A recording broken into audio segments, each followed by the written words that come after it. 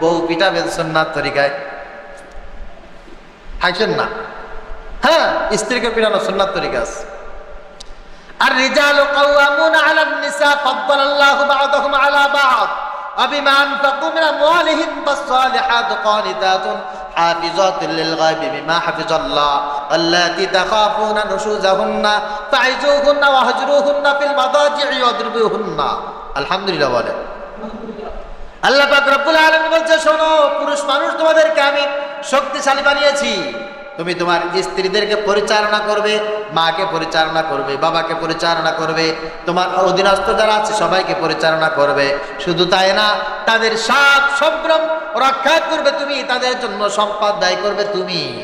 আর স্ত্রী বা তোমার অধীনস্থ যারা আছে, বিশেষ করে এরা যদি তোমার কথা না শোনে, তখন তুমি তাদেরকে প্রোটেকশন করবে। বিশেষ করে স্ত্রী যদি কথা না শোনে, ডাইনে যাইতে করে যদি বামে যায়, সোজা যাইতে করে যদি আবার উল্টা দিকে আনা যায়, এরকম কিছু রাবে অবশ্যই আছে না? ফাইজুহুন্না, আল্লাহ পাক রব্বুল আলামিন বলেন, সর্বপ্রথম তাদেরকে নসিহত করো, সুন্নাত তরিকায় বসে নসিহত করবে। একেবারে আপনার দাদা যেই ভাষা বলে গেছে অমুকের বাচ্চা, এরকম না। আপনার দাদা যে ভাষায় বলে গেছে ওই রকম না। সুন্দর করে বসে ফাইজুহুন্না, মিষ্টি ভাষায়, দেখো তুমি তো এরকম ছিলে না, আমি তোমাকে খুব পছন্দ করেছিলাম, আমার স্বপ্ন ছিল তুমি সুন্দর সুন্দর কথা বলবে, আমার ইচ্ছা ছিল তুমি আমার সংসারটাকে সাজিয়ে গুছিয়ে রাখবে, তুমি আমার বধূ হবে, তুমি আমার সব ভালো মন্দের সাথী হবে, দুনিয়ায় যেমন সাথী থাকবে কিয়ামতেও জান্নাতে তুমি আমার সাথী থাকবে। এই স্বপ্ন নিয়েই তোমাকে আমার ঘরে এনেছিলাম। আর তুমি তো আসলে আজকে যে পন্থা অবলম্বন করছো, এতে আমার সেই স্বপ্ন তো নস্যাৎ হয়ে যাচ্ছে। তো আমি চাই তুমি আমার কথাগুলো শুনে চলবে।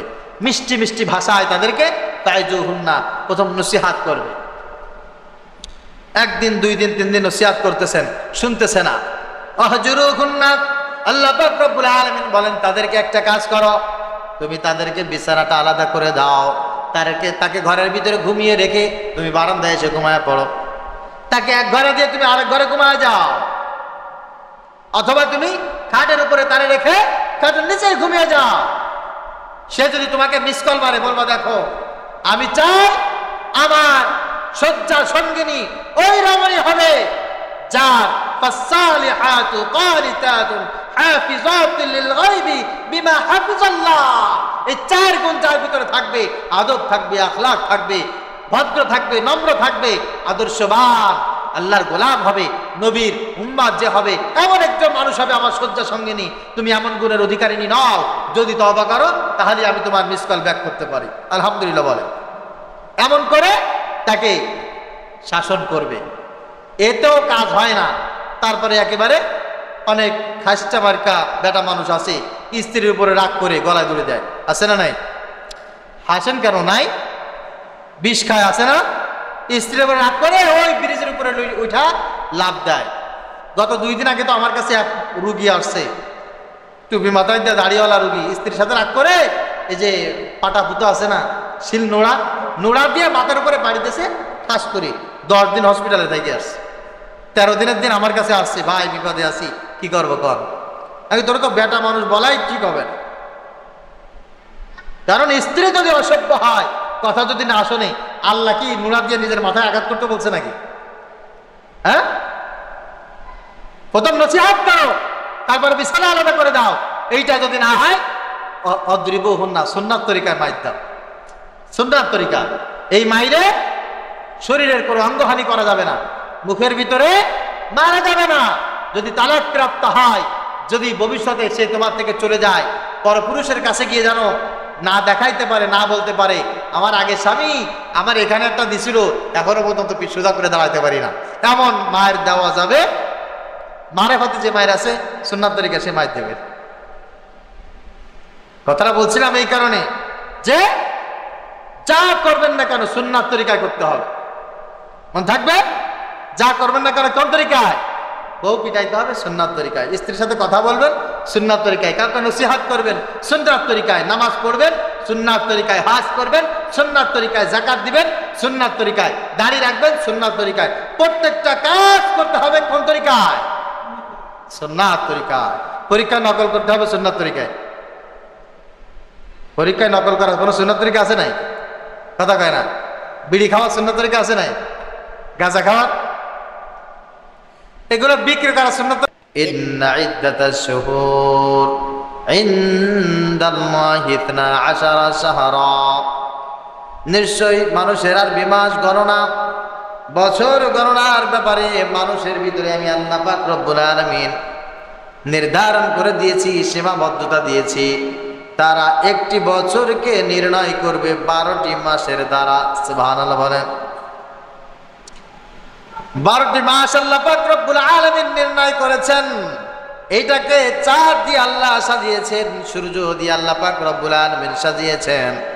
নবীজি সাল্লাল্লাহু আলাইহি ওয়াসাল্লামের কাছে কিছু সংখ্যক জ্ঞানী গুণী লোকেরা জিজ্ঞাসা করতে, ইয়া রাসূলুল্লাহ, ইয়া হাবিবাল্লাহ, বলেন দেখি আকাশে চাঁদ কেন উদিত হয়? চাঁদ কেন পূর্ণাঙ্গ পায়, পূর্ণাঙ্গতা পায়? চাঁদ আবার কেন বিলীন হয়ে যায়? আবার কেন পূর্ণিমার চাঁদ হয়? কেন অমাবস্যার রাত আমাদের সামনে চলে আসে? একটি মাসের ভিতরে পূর্ণিমা আসে, একটি মাসের ভিতরে কিন্তু অমাবস্যা আসে, এমনটা কেন হয়? নবীজি সাল্লাল্লাহু আলাইহি ওয়াসাল্লামকে তারা এখনো পর্যন্ত বিস্তারিত জিজ্ঞাসা করে পারে নাই। এর ভিতরে আল্লাহ পাক রব্বুল আলামিন কোরআনুল কারীমের আয়াত নাজিল করে জানিয়ে দিলেন, ইয়াসআলুনাকা আনিল আহিল্লা কুল হিয়া মাওয়াকিতু লিন-নাস। হে নবী, আপনাকে জিজ্ঞাসা করে নতুন চাঁদ কেন হয়? চাঁদ একেবারে আস্তে করে ছোট থেকে থেকে এরকম পূর্ণ হয়ে যায়, আবার কিনো হতে হতে হতে আবার অমাবস্যার চাঁদ হয়ে যায়। এমনটি কেন হয় নবীজি? আপনি বলেন, আমি আল্লাহ তাআলা বছরকে 12টি মাস দিয়ে সাজিয়েছি মাসের গণনা সঠিক রাখার জন্য। আমি আল্লাহ পাক রব্বুল আলামিন চাঁদকে এমন ভাবে সৃষ্টি করেছি। সুবহানাল্লাহ। এই চাঁদ যদি তোমাদের মাঝে কোনোদিন উদিত না হয়, আর চাঁদ যদি একেবারে চিরতরে চলে যায়, অথবা সারা জীবন যদি আসমানের ভিতরে এমন করে ভেসে থাকে, এটা আমি আল্লাহ রাব্বুল আলামিনের কুদরত। এটা হলেও হতে, চাঁদের নামে আল্লাহ তাআলা একটা সূরা দিয়েই সেটা প্রমাণ করে দিয়েছেন। ইকতারাবাতিস সাআহ ওয়ানশাক্কাল কমার, সূরাতুল কমার 27 নম্বর পারায় আল্লাহ পাক রব্বুল আলামিন বলেন, হে নবী, বিশ্ববাসীকে আপনি জানিয়ে দেন, ইকতারাবাতিস সাআহ, কিয়ামতের একেবারে নিকটবর্তী আমরা উপস্থিত হয়ে গেছি। ওয়ানশাক্কাল কমার, কেননা চাঁদটাকে দ্বিখণ্ডিত করা হয়েছে। এই চাঁদটাকে নবীজি সাল্লাল্লাহু আলাইহি ওয়াসাল্লাম তিনি হাতের ইশারা দিয়ে দ্বিখণ্ডিত করেছিলেন। এটাকে আল্লাহ পাক রব্বুল আলামিন সূরা কমার নাজিলের মাধ্যমে তার বর্ণনা দিয়েছেন। এই পর্যন্ত এটা থাক, এটাই পর্যন্তই থাক। এবার চলে আসি, আল্লাহ তাআলা এগুলা যেহেতু করেছেন মাসওয়ারি, চাঁদওয়ারি, আল্লাহ তাআলা রাতওয়ারি, এটার মর্যাদাও আলাদা আলাদা করেছেন। সুবহানাল্লাহ। সব দিনের মর্যাদা একরকম না, সব রাতের মর্যাদা একরকম না, সব সপ্তাহের মূল্য একরকম না, সব দিনের মূল্য একরকম না, আবার সব রাতের মর্যাদা বা দাম কিন্তু একরকম। নবীজি সাল্লাল্লাহু আলাইহি ওয়াসাল্লাম মাসের বর্ণনা করতে গিয়ে বলেন, সব মাসের শ্রেষ্ঠ মাস হচ্ছে রমাদান। সপ্তাহের বর্ণনা দিতে গিয়ে নবীজি সাল্লাল্লাহু আলাইহি ওয়াসাল্লাম বলেন, শোনো, হজের সপ্তাহ হচ্ছে সবচাইতে মূল্যবান, আল্লাহর কাছে সবচাইতে দামি। দিনের মূল্য দিতে গিয়ে নবীজি সাল্লাল্লাহু আলাইহি ওয়াসাল্লাম বলেন, সাইয়্যিদুল আইয়াম ইয়াউমুল জুমআ, যত দিন আল্লাহ তাআলা সৃষ্টি করেছেন, সুন্দর করেছেন, দামি করেছেন, সপ্তাহের সবচাইতে শ্রেষ্ঠ দিন হলো জুমার দিন। আর এর ভিতরে স্পেশাল কিছু দিন আছে, এটা শুক্রবারও হতে পারে, শনিবারও হতে পারে, রবিবারও হতে পারে, দিনও হতে পারে, রাতও হতে পারে। তার ভিতরে আমরা মুহররম মাসের 10 তারিখের একটা পরিচয় জানি, যেইটাকে সামনে রেখে আজকের আমাদের একটু আলোচনার মজলিস করা হয়েছে। সেটাকে বলা হয় আশুরা। কি বলা হয় বলেন? আশুরা। আরবিতে আশারা মানে 10, ওয়াহিদ, ইথনানি, সালাসা, আরবা, খামসা, সিত্তা, সাবা, সামানিয়া, আশারা। আশার মানে কত? 10। আর এই আশারা থেকে আশুরা, আশুরা। এটার পরিচয় কিভাবে পেলাম আমরা? নবীজি সাল্লাল্লাহু আলাইহি ওয়াসাল্লাম আল্লাহ পাক রব্বুল আলামিনের আদেশ পেয়ে মক্কা থেকে রওনা হয়ে মদিনায় হিজরত করলেন। মদিনায় যাওয়ার পর নবীজি সাল্লাল্লাহু আলাইহি ওয়াসাল্লাম দেখে ওখানে অনেক ইহুদিদের বসবাস, এক এক গোত্রে ইহুদিরা বসবাস করে। আর যেদিন নবীজি সাল্লাল্লাহু আলাইহি ওয়াসাল্লাম মদিনায় চলে গেলেন, তার কিছুক্ষণ পরেই আশুরার সময় চলে আসলো। মদিনার ইহুদিরা তখন রোজা রাখলেন, সবাই রোজা রেখেছেন, সবাই রোজা রেখেছেন। নবীজি বললেন, কিরে রোজা রাখছো কেন? রোজা রাখছো কেন? বলে, আমরা এই দিনে সবাই রোজা রাখি। আলহামদুলিল্লাহ বলেন, সবাই রোজা রাখি। কেমন রোজা? এমন রোজা, এমন রোজা যে ছোট্ট ছোট্ট বাচ্চাদেরকেও তারা না খাইয়ে রাখে। ছোট্ট ছোট্ট বাচ্চা খেলাধুলার ভিতরে মশগুল রেখে দেয়, কাজের ভিতরে মশগুল রেখে দেয়, তাদেরকে কিছু খেতে দেয় না। তারা রোজা না রাখলেও তাদেরকে অভুক্ত রাখে, তাদেরকে খাবার দেওয়া হয় না। নবীজি সাল্লাল্লাহু আলাইহি ওয়াসাল্লাম বললেন, কিরে তোমরা কেন রোজা রেখেছো? ইহুদিরা উত্তর দিল, দেখো আমরা হচ্ছে মুসা নবীর উম্মত। কোন নবীর? আমরা মুসা নবীর উম্মত। আল্লাহ পাক রব্বুল আলামিন হযরত মুসা আলাইহিস সালাতু ওয়াস সালামকে ফিরআউনের কবল থেকে নীল দরিয়া পার করে মুক্তি দান করেছিলেন। আজকের এই দিনে মুহররমের 10 তারিখ আশুরার দিনে হযরত মুসা আলাইহিস সালাতু ওয়াস সালাম যতদিন তিনি জীবিত ছিলেন, তারপরে সব কয়দিন মুসা আলাইহিস সালাতু ওয়াস সালাম এই দিনে শুকরানা রোজা রাখতেন। আল্লাহর শুকরিয়া আদায় করার জন্য রোজা রাখতেন। যেহেতু আমাদের নবী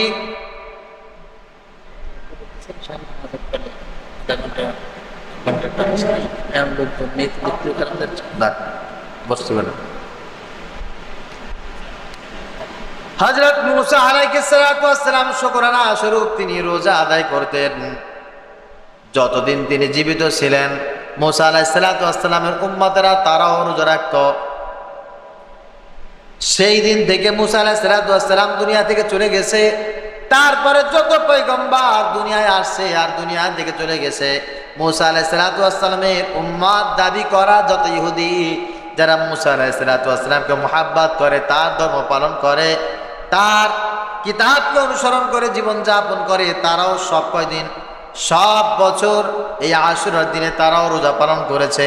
নবীজি সাল্লাল্লাহু আলাইহি ওয়াসাল্লাম হিস্ট্রি শুনলেন, তিনি বললেন, দেখো তোমরা যদি মুসা আলাইহিস সালাতু ওয়াস সালামের মুহাব্বতে, মুসা আলাইহিস সালাতু ওয়াস সালামের অনুসরণে রোজা রাখো, আমি তোমাদেরকে বলছি আমরা তোমাদের চাইতে বেশি মুহাব্বত করি মুসা আলাইহিস সালাতু ওয়াস সালামকে। সুবহানাল্লাহ। তোমরা যতটা মুহাব্বত করো কোন অংশে কম নয়, আমরা তোমাদের চাইতে বেশি মুহাব্বত করি মুসাকে। এই সাহাবীরা, আগামী বছর যদি বেঁচে থাকি আমরাও আশুরার দিনে রোজা রাখবো, তোমরা রোজা রাখবে। নবীজি সাল্লাল্লাহু আলাইহি ওয়াসাল্লাম নিজেও রোজা রাখলেন, সাহাবীদেরকেও রোজা রাখার জন্য বললেন। কিন্তু হিজরির প্রথম বছর এভাবে চলে গেল, দ্বিতীয় বছরে রমাদানুল মুবারকে রোজা ফরজ হয়ে গেছে। নবীজি এবার বললেন, শোনো মুহররম চলে আসছে, ফামান শাআ ফালিয়াসুম ওয়া মান শাআ ফালিয়াফতুর। তোমাদের ভিতরে যদি কেউ চায় এখন মুহররমের রোজা রাখতে পারে, আর যদি কেউ চায় না আমি রাখবো না, আমি রমাদান মুবারকের রোজাগুলো রাখবো, তার জন্য এটাও জায়েজ। তবে তোমাদেরকে বলছি, নবীজি সাল্লাল্লাহু আলাইহি ওয়াসাল্লাম বললেন, কোন মানুষ যদি মুহররমের আশুরার সময় রোজা রাখে, ওই ব্যক্তি মুহররমের আশুরার রোজা রাখলো না, বরং ওই ব্যক্তি একটা বছরের রোজা রাখলো। সুবহানাল্লাহ। অপর এক হাদিসে নবীজি সাল্লাল্লাহু আলাইহি ওয়াসাল্লাম বলেন, যে ব্যক্তি মুহররমের 10 তারিখ আশুরার দিনে রোজা পালন করলো, আল্লাহ পাক রব্বুল আলামিন তার 1 বছরের গুনার কাফারা মিটিয়ে দিলেন। 1 বছরের গুনাহ করেছে, সব গুনাহ মাফ। ইখলাসের সাথে যদি আশুরার রোজা, মুহররমের রোজা একদিন রাখা যায়, এটা হচ্ছে হাদিসের মূল থিম। একেবারে টোটাল সব নির্যাস হচ্ছে মুহাররমের এইটা, এই ছাড়া তেমন কোনো উল্লেখযোগ্য কাহিনী আশুরা সম্পর্কে পাওয়া যায় না। তবে হ্যাঁ, কিছু দুর্বল বর্ণনা আছে, দুর্বল বর্ণনা। যেমন হযরত আদম আলাইহিস সালাম এই দিনে পৃথিবীতে আসছিলেন, আবার এই দিনে তিনি ইন্তেকাল করেছেন। এই দিনে আল্লাহ পাক রব্বুল আলামিন তাকে সৃষ্টি করেছেন, এই দিনে আল্লাহ পাক রব্বুল আলামিন তার ভিতর রূহ দান করেছেন। এটা বর্ণনায় আছে। হযরত ইদ্রিস আলাইহিস সালামকে আল্লাহ পাক রব্বুল আলামিন এই দিনে তিনি শাহাদাতের পেয়ালা পান করেছিলেন। হযরত ঈসা আলাইহিস সালাম এই দিনে আল্লাহর কাছে চলে গেছেন। হযরত ইব্রাহিম আলাইহিস সালাম আজকের এই দিনে এই তারিখে নমরুদের আগুন থেকে মুক্তি পেয়েছেন। হযরত সুলাইমান আলাইহিস সালাম হারানো রাজত্ব এই দিনে ফেরত পেয়েছিলেন। হযরত আইয়ুব আলাইহিস সালাম এই দিনের রোগ মুক্তি লাভ করেছিলেন। হযরত ইউনূস আলাইহিস সালাম মাছের পেট থেকে এই দিনে তিনি মুক্তি পেয়েছিলেন। এইগুলো বর্ণনা আছে বটেই, কিন্তু এর কোনো সঠিক দলিল হবে কত বলেন? তবে হ্যাঁ, আরেকটা চমৎকার হাদিস নবীজি সাল্লাল্লাহু আলাইহি ওয়াসাল্লাম বলেছেন, শোনো, আল্লাহ পাক রব্বুল আলামিন কিয়ামত কায়েম করবেন যেই দিন, ওই দিন হবে আশুরার দিন, মুহররমের 10 তারিখ। সুবহানাল্লাহ। তবে সেই দিন হবে শুক্রবার। কি বার? আজকে শুক্রবার না, বাইসে গেছি আমরা নাকি? সেই দিন হবে শুক্রবার, আশুরার দিন। কিয়ামত আল্লাহ পাক রব্বুল আলামিন কায়েম করবেন। সব মানুষদেরকে আল্লাহ পাক ওই দিন তার সামনে দণ্ডায়মান করবেন। এই দিনের ভিতরে কি আছে একমাত্র আল্লাহ পাক সবচাইতে বেশি ভালো জানে, সবচাইতে বেশি ভালো জানে। তবে আমাদের এইটার গুরুত্ব দিতে দিতে দিতে দিতে গিয়ে যেন শিয়াদের মতো না হয়। ওরা যেটা করে এটা কোরআনেও নাই, হাদিসেও নাই, ইসলামেও নাই, ইমানেও নাই। ঠিক কিনা বলেন? আশুরার নাম নাকি ছড়িয়েছে, আশুরার দাম নাকি বেড়েছে হযরত হাসান হুসাইন রাদিয়াল্লাহু তাআলা আনহুর কারণে। এই কথা কি সঠিক? কথা বলেন না। ওই যে হাই হোসেন বলে এই দিনে তারা মাতম করে, শোক পালন করে, এটা হারাম। কি বলেন তো? দু একটা কথা এই বিষয়ে বলার দরকার আছে নাই? হ্যাঁ, আচ্ছা, খেয়াল করেন, আমাদের ইয়াং জেনারেশন যারা আছে এদের জন্য মারাত্মক মেসেজটা কি? আশুরা আসলেই তারা এই মাতম দেখার জন্য, তাজিয়ানি মিছিল দেখার জন্য, বিশাল বড় মিছিল দেখার জন্য তারা অপেক্ষা করে, শান্তিও পায়। আবার অনেকে সবের মনে করে তাদের সাথে অংশগ্রহণও করে না। এটা জায়েজ নেই, জায়েজ নাই। হুজুর আপনি বললেই হবে, এ কথা তো আমার না। হযরত হুসাইন রাদিয়াল্লাহু তাআলা আনহু শাহাদাতের পেয়ালা পান করেছেন, এই জন্য আমাদের তার প্রতি একটা সিম্পাথি আছে না নাই? অবশ্যই আছে। হযরত হুসাইন রাদিয়াল্লাহু তাআলা আনহু একজন সাহাবী, নবীজি সাল্লাল্লাহু আলাইহি সাল্লামের দৌহিত্র, সাইয়্যিদা শাবাবি আহলিল জান্নাহ, জান্নাতের সরদার ফাতেমা জোহরা রাদিয়াল্লাহু তাআলা আনহা তার কলিজার টুকরা, নবীজি সাল্লাল্লাহু আলাইহি সাল্লামের দৌহিত্র। তার প্রতি মহব্বত আমাদের থাকবে না, এটা হতে পারে? অবশ্যই আছে। কিন্তু তার মানে এইটা নয় যে তাদের শোক পালন করতে গিয়ে মাতম করব, মাথা নেড়া করব, গায়ে তরবারি চালাবো, হাই হোসেন বলবো, এটা হতে পারে? নবীজি সাল্লাল্লাহু আলাইহি ওয়াসাল্লাম বলছে, শোনো, পৃথিবীর প্রত্যেকটা মানুষের তিরোধানের কারণে মানুষের ভিতরে শোক জন্ম নেয়। মা মরে গেছে, শোক আছে, বাবা মারা গেছে, শোক আছে। আমিও তোমাদের মধ্য থেকে একদিন চলে যাব, সেই দিন তোমাদের শোক হবে। হযরত আবু বকর চলে গেলে শোক জন্ম নেবে, ওমর না থাকলে শোক আসবে না। নাই কথা বলেন? প্রত্যেকটা মানুষের জন্য শোক আছে, দুঃখ আছে, কষ্ট আছে। তবে এই শোকের মেয়াদ হচ্ছে 3 দিন। কয়দিন? মানুষ শোক পালন করবে 3 দিন। 3 দিনের বেশি শোক পালন করা হারাম বলেছেন মুহাম্মদ সাল্লাল্লাহু আলাইহি ওয়াসাল্লাম। মা মরে গেছে, প্রতিদিন 1 ঘন্টা করে কানবেন আপনি, বছরকে বছর। এটা জায়েজ হইল নাকি?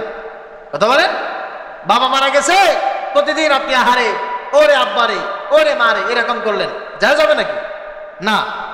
কান্না করবেন, শোক পালন করবেন, শোক প্রকাশ করবেন মাত্র 3 দিন। এটা সুন্নাহ। এটা কি বলেন? সুন্নাহ। আরে কোথায় কি বললে আপনারা বিপদে পড়ে যান আর বলবেন যে খায়া কাজ নাই, উল্টাপাল্টা ফতোয়া দিছে। আমি আপনাদেরকে বিপদে ফেলতে চাই না, তবে এক্ষেত্রে আমরা হাদিসের বিপরীত ঘটাই। নবীজি সাল্লাল্লাহু আলাইহি সাল্লাম বলছেন, কেউ মারা গেলে তার পরিবারের লোক শোক পালন করবে 3 দিন। তো যারা শোকাহত থাকে, যদি কেউ মারা যায় তাহলে সুন্নাত তরিকা হচ্ছে, যেই বাড়ির বাবা মারা গেছে তার স্ত্রী আছে, তার ছেলে আছে, মেয়ে আছে, নাতি পুতি অধীনস্থ যারা আছে, ওই ফ্যামিলির যারা ওই বাড়ির ভিতরে বসবাস করে, ওরা হচ্ছে শোকাহত ফ্যামিলি। ওই ফ্যামিলিকে পাড়া প্রতিবেশী মিলে কমপক্ষে 3 দিন খাবার দিবে। কথা বোঝা গেছে? 3 দিন খাবার দিবে, তার বাড়ি উঠান ঝাড়ু দিয়ে দিবে, তার ঘর ঝাড়ু দিবে, তার কি লাগবে না লাগবে এগুলো দেখবে। এটা হচ্ছে সুন্নাহ, এটা হচ্ছে সুন্নাহ আমল। নবীজি সাল্লাল্লাহু আলাইহি সাল্লাম এভাবে শোক পালনের মাধ্যমে পরস্পর সম্প্রীতি, মহাব্বত, ভালোবাসা বৃদ্ধি করার জন্য বলেছেন। আলহামদুলিল্লাহ বলেন।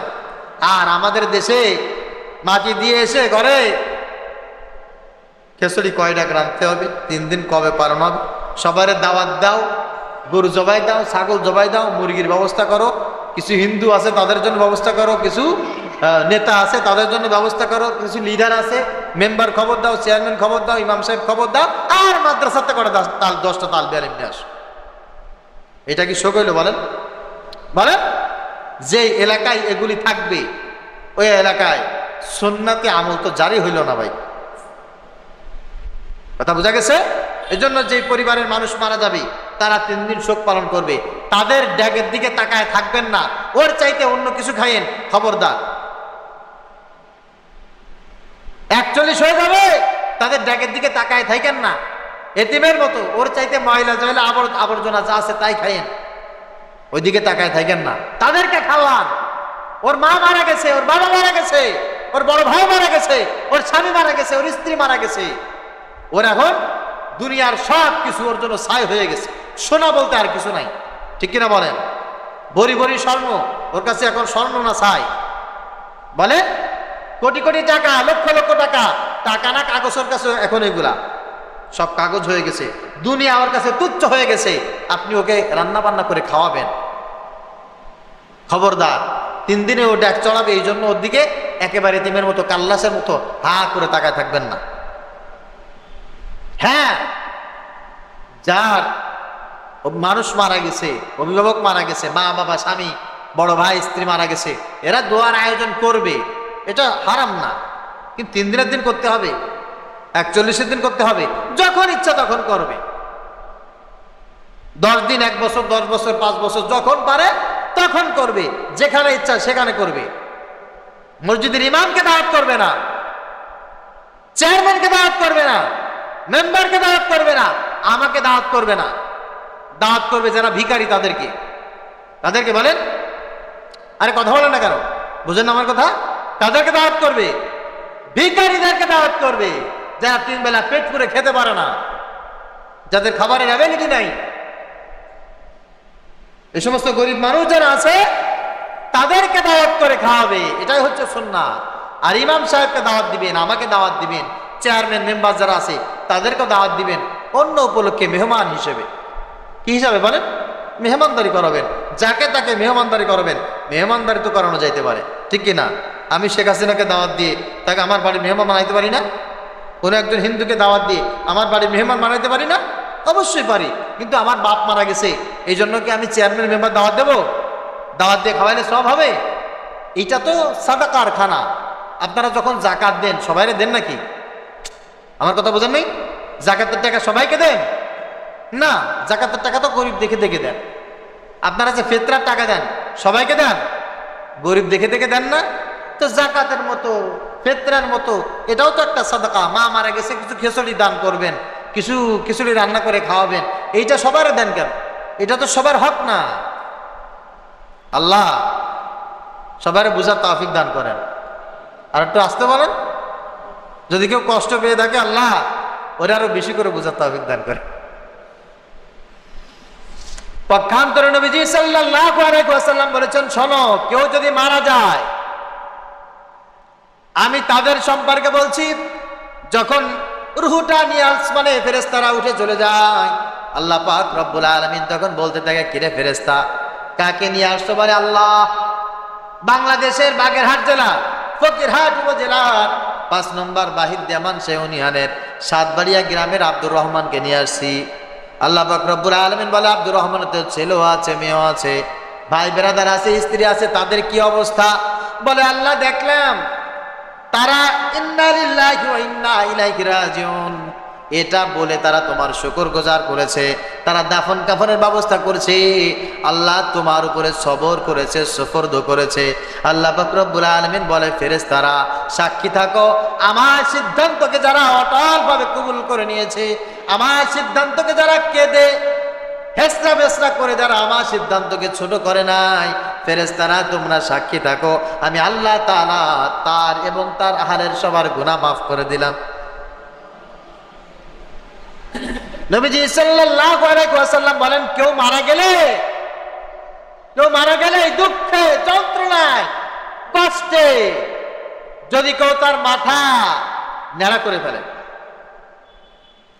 যদি কেউ তার শরীরে আঘাত করে, যদি কেউ আছাড় দিয়ে দিয়ে জমিনে পড়ে যায়, এই 3 ধরনের ব্যক্তির সাথে আমি রাসূল আমার কোনো সম্পর্ক নাই।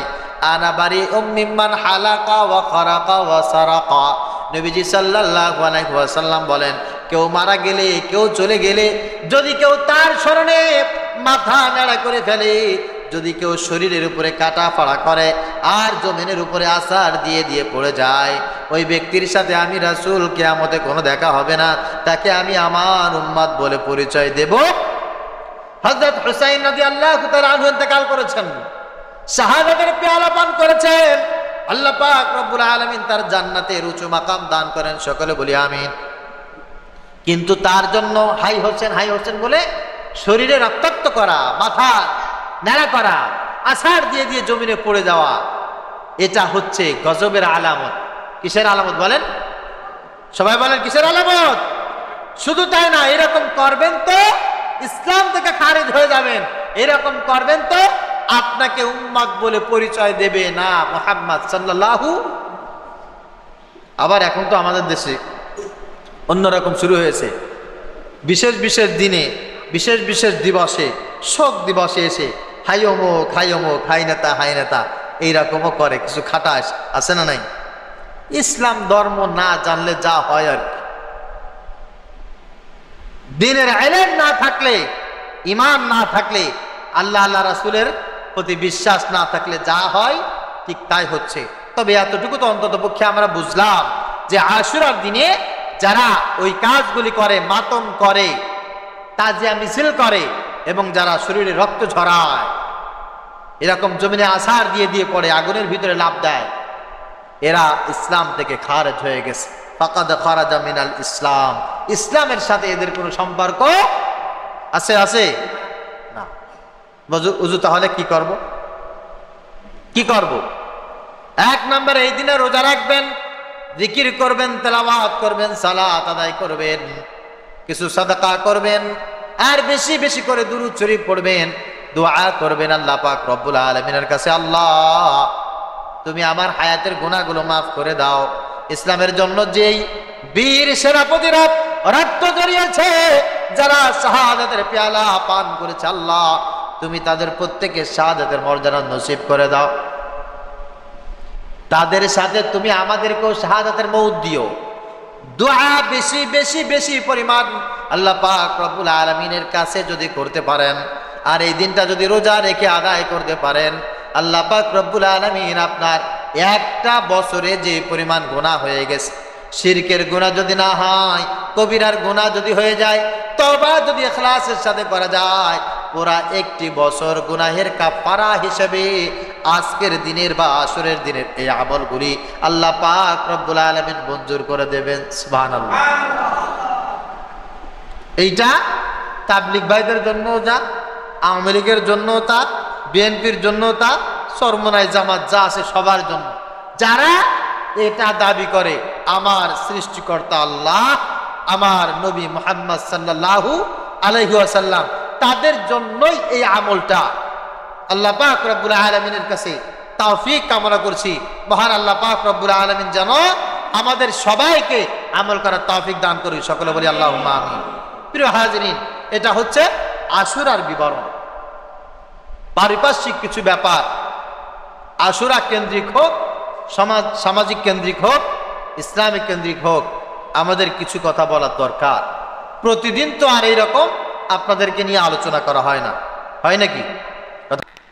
যেহেতু প্রতিদিন হয় না, এমন কিছু আলোচনা, কিছু গাইডলাইন, কিছু সিলেবাস, সংক্ষিপ্ত শর্ট সাজেশন এইরকম দেওয়া উচিত অন্তত পক্ষে আগামী বছর পর্যন্ত, যেন আমি নিরাপদে থাকতে পারি। কথা বোঝা গেছে?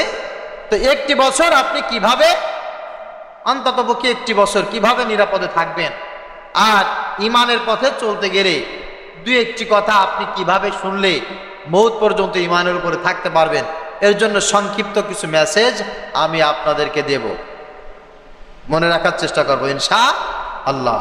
আল্লাহ পাক তৌফিক দান করেন, সকলে বলি আমিন।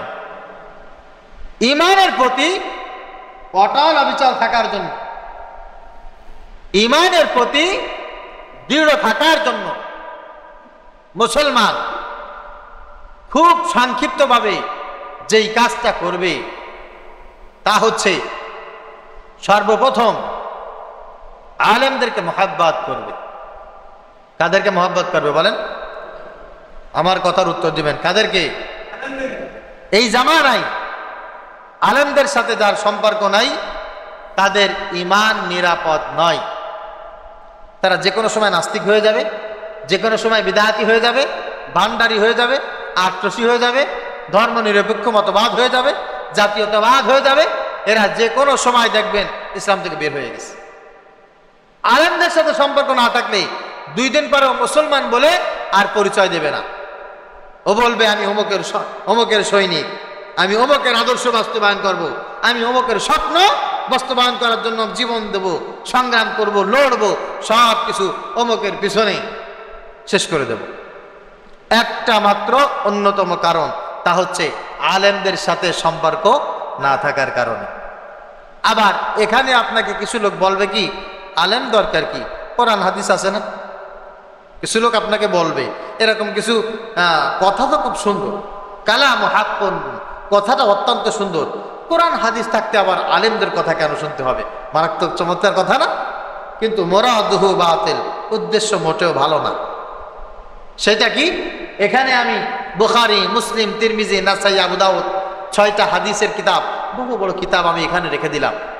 কোরআন শরীফের 4-5টা সুন্দর করে দামি দামি জেল আমি এখানে রেখে দিলাম। এখন তো আর মসজিদে আজান কোনো মানুষের দেওয়ার দরকার নাই, বুঝেন নাই? আজান দেওয়ার জন্য লোক লাগবে, লাগবে লাগবে কেন? এখানে হাদিস 6খান হাদিসের কিতাব আছে, এখানে অনেকগুলো কোরআন শরীফ আছে, তাহলে আজান দেওয়ার জন্য লোক লাগবে কেন? তাহলে কোরআন হাদিস আছে না? ইমামতের জন্য তো লোক দরকার নাই, মসজিদে জুমার নামাজে খুতবা দেওয়ার জন্য তো দরকার নাই, কোরআন হাদিস তো আছে, তাহলে লোক লাগবে কেন? ভাই, কোরআন হাদিসের জন্য আমরা না, আমাদের জন্য কোরআন এবং হাদিস। আলহামদুলিল্লাহ বলেন। আমাদের জন্য হুদাল লিন-নাস, মানুষের হিদায়াতের জন্য, হুদাল লিল-মুত্তাকিন, মানুষের মুত্তাকিদের হিদায়াতের জন্য হচ্ছে কোরআন। এজন্য কোরআনের চাইতে মানুষের দাম বেশি। আলহামদুলিল্লাহ বলেন। হাদিসের চাইতে মানুষের দাম বেশি। হাদিস মানুষের কাছে এসেছে, কোরআন মানুষের কাছে এসেছে। নাকি নবীজি সাল্লাল্লাহু আলাইহি সাল্লাম ওই কোরআন শরীফ আনতে লাউহে মাহফুজে গেছে? না, লাউহে মাহফুজ থেকে আল্লাহ পাক রাসূলের কাছে কোরআন দিয়ে গেছে। রাসূল দামি, মানুষ দামি, নাকি কোরআন বেশি দামি? এই জন্য যারা বলে কোরআন সুন্নাহ থাকতে আবার আলেমের কথা শুনবো কেন, এই কথা ভুল। আলেম যদি না থাকে ভাই কোরআন হাদিস থাকবে? কথা বলেন না, কখনো থাকবে না, অসম্ভব। কোরআন হাদিস বুঝানোর জন্য যে সমস্ত মানুষ আপনাদের কাছে যায় এদেরকে মুহাব্বত করতে হবে। সবার কাছে কোরআনুল কারীম থাকে না, কোরআনুল কারীম আলেমদের কাছে থাকে, আলেমদের কাছে থাকে। নবীজি সাল্লাল্লাহু আলাইহি ওয়াসাল্লামের উপরে কোরআন নাজিল হওয়ার পরে কেউ কি কথা বলেছে, ইয়া রাসূলুল্লাহ, ইয়া হাবিবাল্লাহ, আপনাকে আর দরকার নাই, আমরা কোরআন পেয়ে গেছি, আপনি এবার যান, বলছে নাকি কেউ? কোন সাহাবীকে কথা বলছে, আবু বকর তোমার কথা আমাদের তোমার কথা আমরা শুনবো না, আমাদের কাছে রাসূলের হাদিস আছে, আল্লাহর কালাম আছে, আমাদের আর কোনো সাহাবী টাবি দরকার নাই, খলিফা দরকার নাই, এ কথা বলছে কেউ? হযরত উমরকে বলছে কেউ? ওসমান রাদিয়াল্লাহু তাআলা আনহুম তাদেরকে কেউ বলছে? কাউকে বলে নাই। এই জামানায় কিছু শয়তান অসভ্য সহিহ আকীদার আছে যারা বলবে কোরআন হাদিস আছে, আবার আলেম লাগবে কেন? কোরআন হাদিস থাকতে আলেম লাগে এই কারণে, আলেম ছাড়া কোরআন হাদিস বুঝার কোনো পরিস্থিতি নাই, কোনো সিস্টেম নাই। একমাত্র কোরআনের ভিতরে কি আছে, হাদিসের ভিতরে কি আছে, এইটা আলেমরাই জানে। এইটা কোনদিন কোরআন আমাদের সাথে কথা বলবে না, হাদিস আমাদের সঙ্গে কথা বলবে না। নবীজি সাল্লাল্লাহু আলাইহি ওয়াসাল্লাম বলছেন, শোনো, আমি তোমাদেরকে বলছি, মান আতাআনি ফাকাদ আতা আল্লাহ ওয়া মান আসানি ফাকাদ আসাল্লাহ। যে ব্যক্তি আমাকে মানে সে যেন আল্লাহকে মানে, আর যে ব্যক্তি আমাকে মানে না সে যেন আল্লাহকেও মানে। আল্লাহ পাক রব্বুল আলামিন সূরা নিসার ভিতরে বলেছেন, মাইয়ুতিউর রাসূল ফাকাদ আতা আল্লাহ।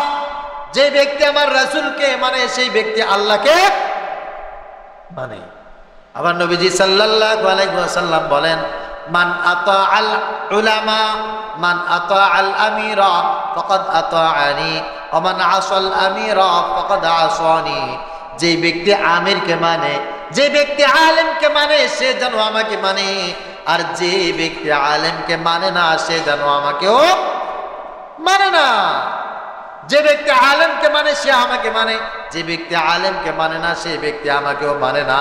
প্রিয় হাজিরিন, এই জন্য একটা জিনিস মাথায় রাখবেন, আলেমদের প্রতি মুহাব্বত, আলেমদের প্রতি ভালোবাসা, এটা আপনার ভিতরে ঈমান আছে, আপনি ঈমানের উপরে আছেন, তার বহিঃপ্রকাশ। কিছু সংখ্যক মানুষ আছে তারা সব জায়গায় শুধু আলেমদের দোষ ত্রুটি খুঁজবে। কি করবে বলেন? আলেমদের দোষ ত্রুটি খুঁজবে। এরা ইসলাম থেকে বের হয়ে যাওয়ার কারণে এই দোষগুলো করে। সংক্ষিপ্ত মেসেজ, এক নম্বরে আলেমদেরকে মুহাব্বত করবেন, আলেমদেরকে মুহাব্বত করবেন। দুই নম্বরে যা কিছু করবেন না কেন লিওয়াজহিল্লাহ, একমাত্র একজনের সন্তুষ্টির জন্য, তিনি কে? আল্লাহ। প্রত্যেকটা কাজে আল্লাহ পাক রব্বুল আলামিনকে সন্তুষ্টি করার জন্য করবেন। এইটা যদি আপনার মাথায় থাকে, আমি যে কাজ করব এই কাজটার উদ্দেশ্য হচ্ছে আল্লাহকে সন্তুষ্টি করার জন্য, আল্লাহকে খুশি করার জন্য করব, এটা যদি আপনার মাথার ভিতরে এখন ঢুকে যায়, আর এটা যদি দিলের ভিতরে মজবুত হয়ে যায়, ওই ব্যক্তি কোনোদিন চুরি করবে? কথা বলেন? আল্লাহকে খুশি করার জন্য চুরি করা যায়? তোরে গালি দেবো আল্লাহকে খুশি করার জন্য করা যায়? ভাই তোরে গালি দিচ্ছি আল্লাহকে খুশি করার জন্য, নাউজুবিল্লাহ বলেন। ঘুষ খাই কি আল্লাহকে খুশি করার জন্য? যে কাজ করব উদ্দেশ্য হচ্ছে আল্লাহকে খুশি করার জন্য, মন থাকবে? একেবারে শর্ট সিলেবাস মাথায় রাখেন, শর্ট সিলেবাস। লা তাআতা লিমাখলুকিন ফি মা'সিয়াতিল খালিক।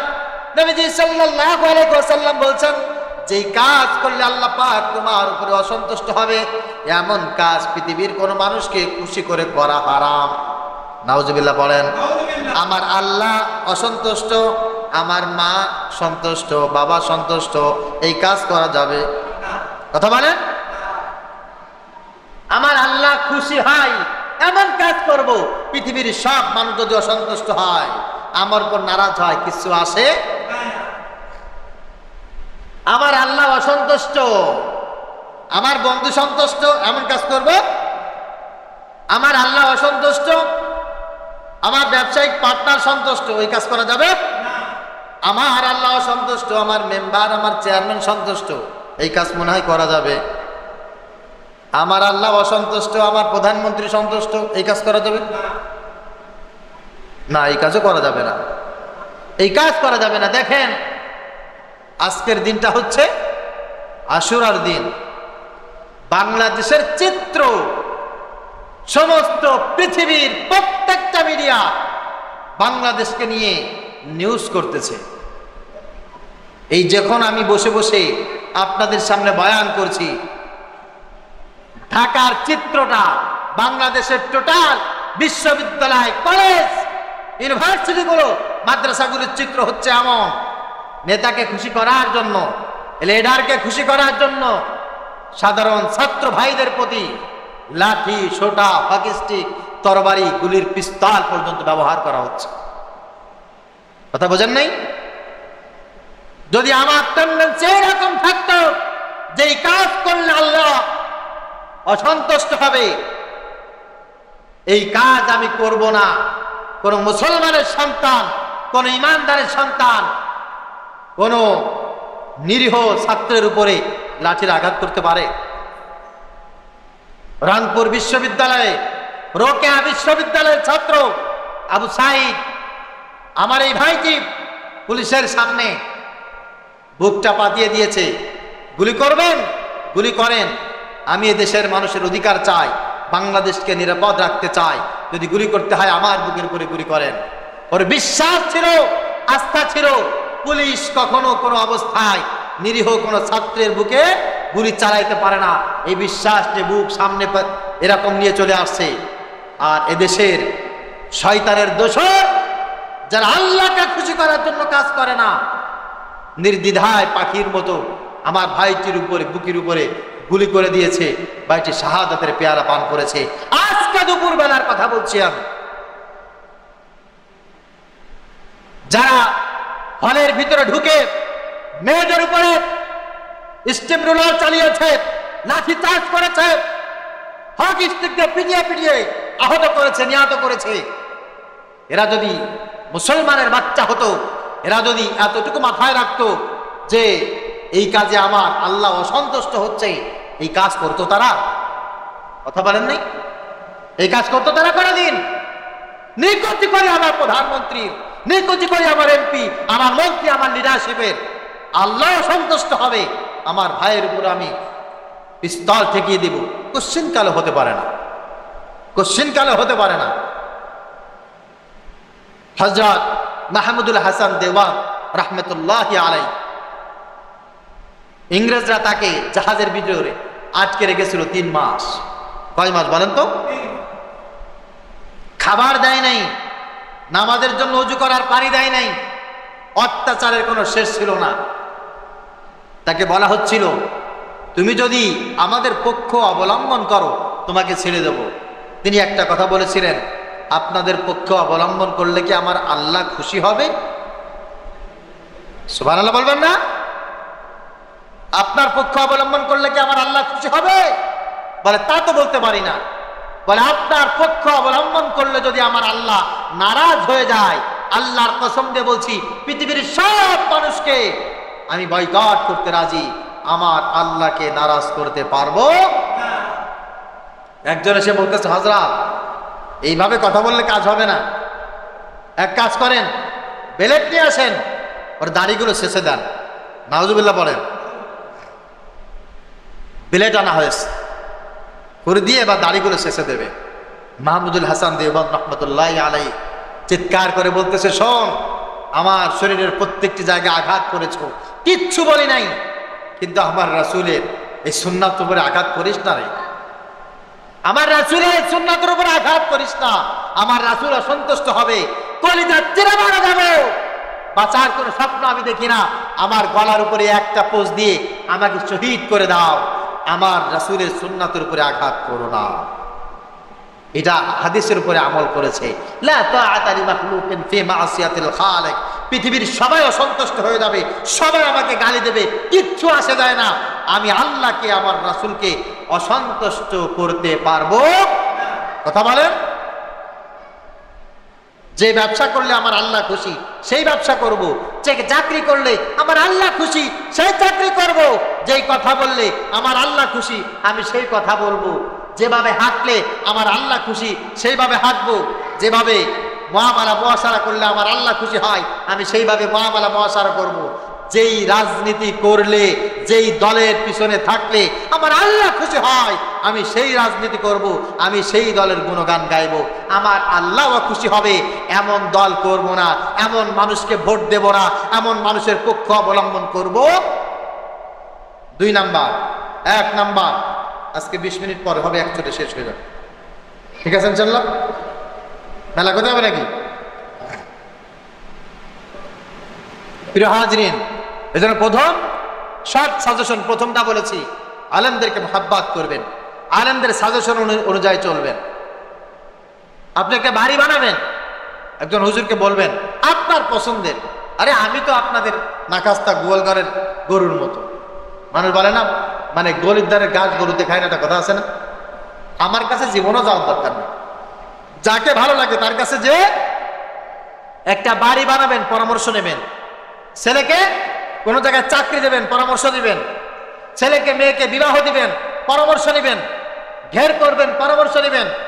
হাল চাষ করবেন, পরামর্শ নেবেন। গরু কিনবেন, পরামর্শ নেবেন। একজন আলেমের কাছে আল্লাহ পাক রব্বুল আলামিন এই দুনিয়ার এমন কোন ইলম নাই একজন আলেমের কাছে আল্লাহ রাখেন নাই। সুবহানাল্লাহ বলেন। একজন আলেমের কাছে সব রকমের প্রতিষেধক আছে না নাই? আপনারা স্বীকার করলেও আছে, স্বীকার না করলেও আছে। আপনার আমার বিশ্বাসের ঘাটতি থাকার কারণে এই নিয়ামত আমার ভিতর থেকে আপনার ভিতর থেকে উঠে গেছে। কিন্তু দেখেন, আগেকার এই সাতবাড়িয়া এলাকায় যখন রাস্তা ছিল না, মানুষ নৌকায় চলাচল করত, যখন চলাচলের অবস্থা ভালো ছিল না, অনেক নোয়াখাইলা মুন্সি ছিল এলাকায়। রাত 1টা 2টার সময় বাচ্চা হবে, রাত 1টা 2টার সময় পেটের যন্ত্রণা, মাথার যন্ত্রণা, কলিজা ফেটে জ্বরে, কালা জ্বরে মানুষ ছটপাট করছে। কোনো ডাক্তার ছিল না, কবিরাজ ছিল না, কোনো মাস্টার ছিল না, হসপিটাল ছিল না, ক্লিনিক ছিল না। একজন মানুষ বাচ্চাটাকে নিয়ে, পানির বোতল নিয়ে একজন আলেমের কাছে গেছে। আলেম একটা ফু দিয়েছে, আলহামদুলিল্লাহ, সমস্ত রোগ শোক থেকে মুক্তি পেয়েছে। এরকম নজির এইখানে আছে না নাই? একজন আলেম যে আল্লাহ পাক তাকে সব ধরনের ইলম দিয়েছেন, যোগ্যতা দিয়েছেন, পরামর্শ নেবেন। আলেম যদি খুদা না খাস্তা ভুল করে থাকে, আল্লাহ পাক আপনার তাকদীর পরিবর্তন করে দেবেন। সুবহানাল্লাহ। আর যে কাজ করবেন, সব কাজ কার খুশির জন্য করবেন? আল্লাহর খুশির জন্য করবেন। 3 নাম্বার শর্ট সাজেশন,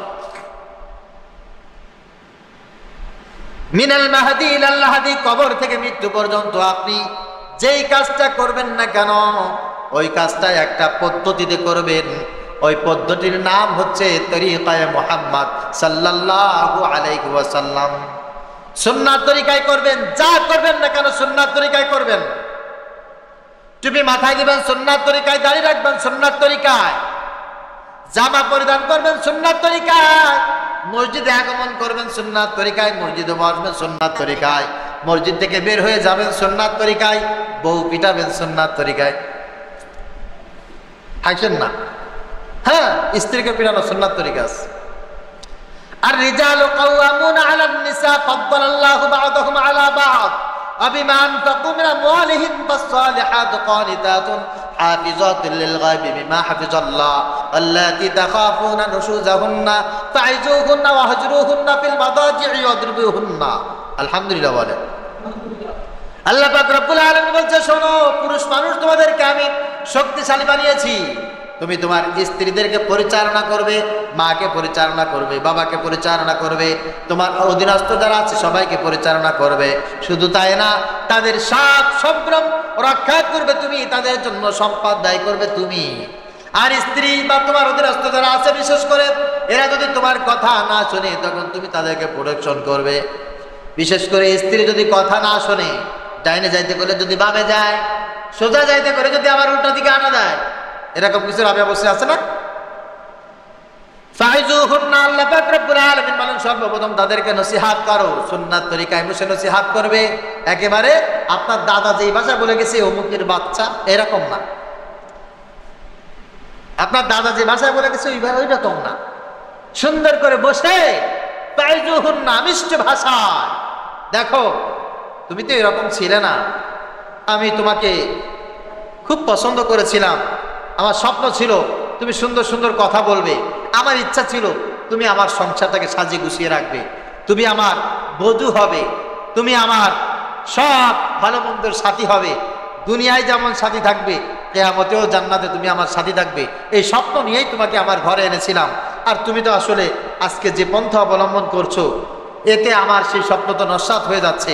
তো আমি চাই তুমি আমার কথাগুলো শুনে চলবে। মিষ্টি মিষ্টি ভাষায় তাদেরকে তাইজুহুন্না প্রথম নসিহাত করবে। একদিন, 2 দিন, 3 দিন নসিহাত করতেছেন, শুনতেছে না।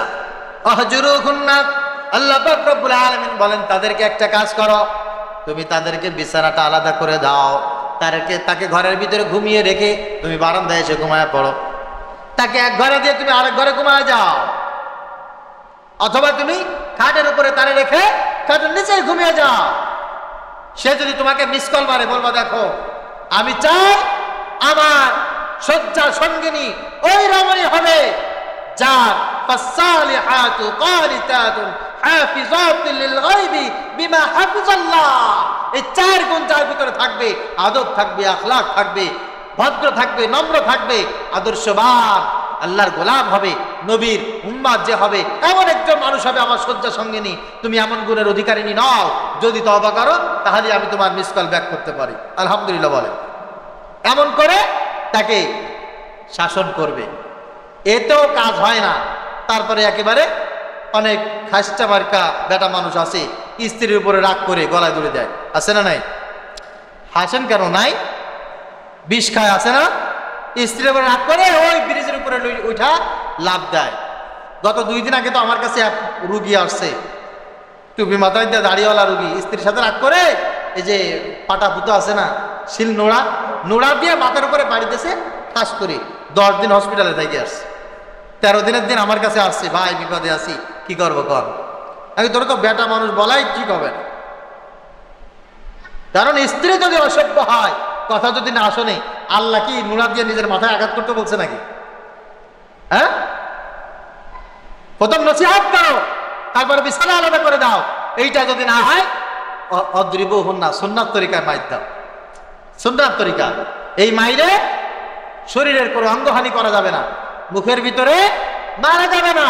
যদি তালাক প্রাপ্ত হয়, যদি ভবিষ্যতে সে তোমার থেকে চলে যায়, পরপুরুষের কাছে গিয়ে যেন না দেখাইতে পারে, না বলতে পারে আমার আগে স্বামী আমার এখানে একটা দিছিল, এখনো পর্যন্ত সোজা করে দাঁড়াতে পারি না, এমন মায়ের দেওয়া যাবে। মারেফাতে যে মায়ের আছে সুন্নাত তরিকা, সে মায়ের দেবে। কথাটা বলছিলাম এই কারণে যে যা করবেন না কেন সুন্নাত তরিকায় করতে হবে। মন থাকবে, যা করবেন না কেন কোন তরিকায়? বউ পিটাইতে হবে সুন্নাত তরিকায়, স্ত্রীর সাথে কথা বলবেন সুন্নাত তরিকায়, কাউকে নসিহত করবেন সুন্নাত তরিকায়, নামাজ পড়বেন সুন্নাত তরিকায়, হজ করবেন সুন্নাত তরিকায়, যাকাত দিবেন সুন্নাত তরিকায়, দাড়ি রাখবেন সুন্নাত তরিকায়। প্রত্যেকটা কাজ করতে হবে কোন তরিকায়? সুন্নাত তরিকায়। পরীক্ষায় নকল করতে হবে সুন্নাত তরিকায়। পরীক্ষায় নকল করার কোনো সুন্নাত তরিকা আছে নাই? কথা কয় না। বিড়ি খাওয়ার সুন্নাত তরিকা আছে নাই? গাঁজা খাওয়ার, এগুলো বিক্রি করার সুন্নাত